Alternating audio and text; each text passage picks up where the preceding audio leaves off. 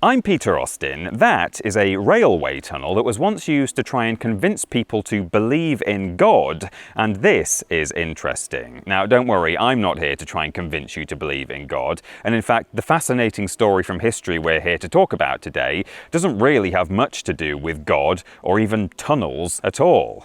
It's not that the engineering here was some sort of analogy for intelligent design, or simply a claim that maybe humans wouldn't be able to produce such marvels without a God guiding them. Nothing like that. In fact, it's got far more to do with something in the top cupboard in my kitchen. We'll be back here in just a moment. That is a tin of black treacle, a syrup produced from sugarcane. Now, viewers from outside the UK are far more likely to encounter molasses in culinary situations where Brits would use this stuff, but the two substances are not all that different, broadly speaking. The important point, though, is this. While it's true that, like molasses, black treacle is produced by boiling and refining sugarcane juice, there was once a widespread myth in the United Kingdom that it was actually extracted from the earth in treacle mines. Yes, mines as in hard hats and headlamps and pickaxes, as though it was dug out as some sort of raw treacle ore to be later refined into its syrup form. But how did such a myth come about, and what on earth has it got to do with that railway tunnel, and more to the point, proof of God? Well, let's find out as we learn a little more about Britain's treacle mining industry. Links to so-called treacle mining can be found throughout Britain, but are most prevalent in England specifically. From Cornwall to Cumbria to Kent, there are dozens of towns and villages who have at some point or other revelled in telling travellers and tourists tall tales about their local treacle mines. To this day, there are roads, pubs, shops, and natural features that retain names and folklore inspired by the trend. Crick Canal Tunnel near Rugby was once associated with the extraction or transportation by narrowboat of mined treacle. The Kent and East Sussex Railway used to house an old train wagon painted with branding for the fictional Frittenden treacle mines, and the Treacle Fair in Tadley, still put on annually to this day, takes its name from the phenomenon. The story has even infiltrated media and pop culture. Treacle mining is repeatedly referenced in Terry Pratchett's Discworld novels. The Dormouse in Alice's Adventures in Wonderland tells a story about 3 girls who lived in a treacle well, and versions of the myth told in the village of Sabden, Lancashire, were even adapted into a stop-motion children's television series all about a treacle mining community. The Treacle People by Bill Dewhurst ran on CITV in the late 90s and, amazingly, was even revived in 2024 as a 6-part audio drama. In fact, with so many claims about the practice found right across the country, I was almost starting to believe in it myself. Fortunately, though, I knew exactly where to go for a quick sanity check. The new motto in this household is, if in doubt, look it up in the book The Ultimate Guide to Rebuilding Civilization, which, incidentally, is the sponsor of today's video. Within this beautiful binding, and printed onto some really rather lovely paper, is a guide to pretty much everything worth knowing about human civilization. And believe me, if treacle really came from mines, it would be mentioned somewhere in here. With stunningly illustrated sections on ores, sugar, the mining industry itself, and even oil refining, and yet not a single mention of people ever prospecting for deep veins of molasses, I think it's safe to say that the myth is well and truly busted. But there's a lot more to this book than just that. Its fascinating chapters are filled with information from the realms of history, science, art, and culture, and in amongst it all are a whole host of pop culture references too, which are a joy to stumble across as you leaf through. But still, the rabbit hole goes deeper, beyond the book's wealth of knowledge and wonderful illustrations, you will also find a very tricky set of puzzles hidden in its pages, and believe me, they'll take some real effort to even find, let alone solve. But that's what I love most about this book. There's something for everyone here. It's not just a practical guide on all sorts of topics, it's not just a big beautiful coffee table art book, and it's not just a fascinating set of puzzles. It's all three, and a lot more besides. So whether you want to get a copy for yourself or buy it as a gift that a child or adult will love, make sure to land yourself a good deal, because you can get 10% off by scanning the QR code or going to the link in the description and using code PeterAustin10 at checkout.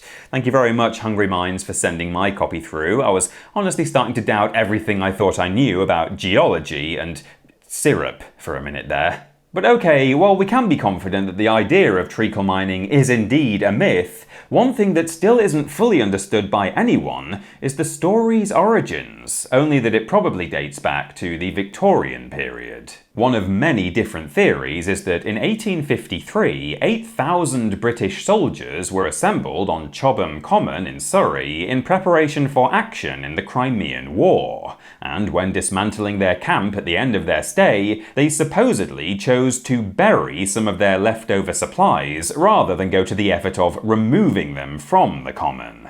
These included barrels of treacle, which were later discovered by local villagers, and the people who excavated them were jokingly referred to as treacle miners, or so goes the legend. Whatever the true origins, though, we can at the very least say that someone somewhere once told a very silly story about black treacle that somehow stuck, pun very much intended, and spread right across the country, with different communities adding their own details to the lore, with some even jokingly explaining with faux geology how treacle deposits might have formed long ago by the compression of layers of ancient sugar-rich plants. Crucially though, it was this nationwide prevalence of the myth, and the propensity for some people, mostly children, to actually believe it, that led to that unusual attempt by one Church of England vicar to prove the existence of Jesus.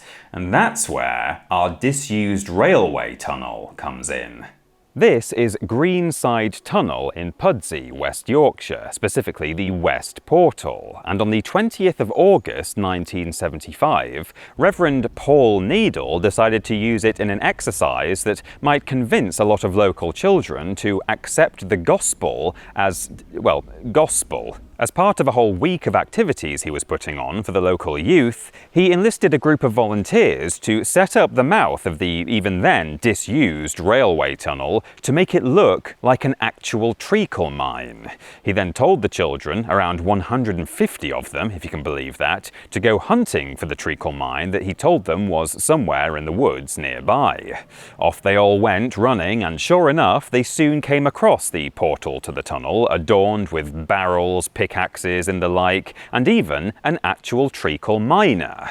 A member of the church, David Hodgson, was dressed up in all the regalia you might expect, even holding a pickaxe and shovel, and explained to the children his job at the treacle mine, telling them that the sticky substance had been formed over millions of years on a site where lots of rhubarb trees had once grown and fallen, leaching their sugary contents into the earth and forming treacle deposits. The children were then even given a spoonful of actual treacle to try to really drive home the whole story, out of what's described as a 100-year-old treacle dispenser in the article where I found this story in an archived copy of The Guardian.